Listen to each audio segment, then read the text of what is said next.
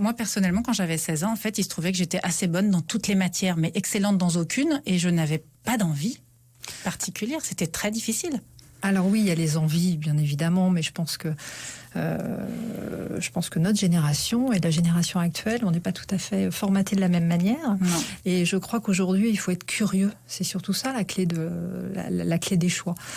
S'interroger, aller à la rencontre des professionnels, parler avec des étudiants, et être curieux. Être curieux du monde qui nous entoure, être curieux des différents métiers. Aujourd'hui, on a la chance d'avoir des start-upers, des youtubeurs, beaucoup de matières. Quand vous parlez de curiosité, pour rejoindre Gilles, peut-être il existe 15 000 formations aujourd'hui avec des passerelles entre chaque. On a intérêt à être super curieux quand même. Ça me semble, moi, difficile. Alors justement, moi je dis que c'est une véritable opportunité d'avoir 15 000 formations. Il y a 20 ans, on n'en avait que 3 000. On faisait droit, on était cuit. On était parti pour droit toute sa vie. Aujourd'hui, on a la possibilité de commencer dans une filière et de trouver des passerelles pour en faire une autre.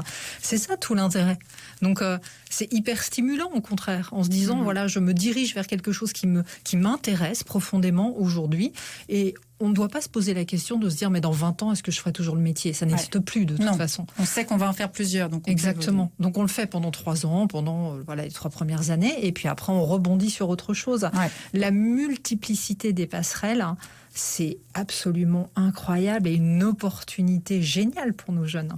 Donc finalement, Gilles, si votre enfant est pris dans une filière en fonction des places, il peut encore après, déjà il va apprendre quelque chose, puis il peut changer ensuite en fonction de ses goûts qui vont s'affiner. C'est déjà demain sur France Bleu, Églantine Émeillé.